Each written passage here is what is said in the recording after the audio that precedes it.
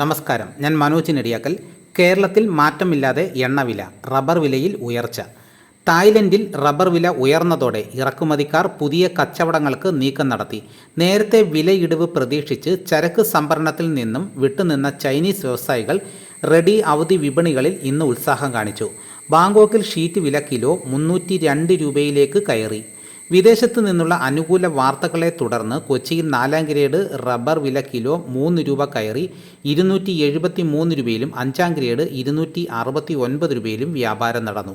വിലക്കയറ്റത്തിനിടയിൽ കാലാവസ്ഥ അനുകൂലമായത് അവസരമാക്കി ഒട്ടുമിക്ക ഭാഗങ്ങളിലും ചെറുകിട കർഷകർ ടാപ്പിങ്ങിന് നീക്കം നടത്തുന്നത്.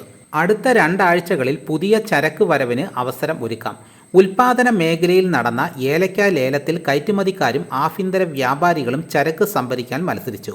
മൊത്തം 51,575 കിലോ ഏലക്ക വിൽപ്പനയ്ക്ക് എത്തിയതിൽ 48,224 കിലോയും വിറ്റഴിഞ്ഞു. മികച്ച ഇനങ്ങൾ കിലോ 3,330 രൂപയിലും ശരാശരി ഇനങ്ങൾ 2,670 രൂപയിലും ലേലം നടന്നു. കാലാവസ്ഥ അനുകൂലമായ സാഹചര്യത്തിൽ ജൂലൈയിൽ പുതിയ ചരക്ക് കൂടുതലായി വിൽപ്പനയ്ക്ക് ഒരുക്കാനാകുമെന്ന നിഗമനത്തിലാണ് തോട്ടം മേഖല.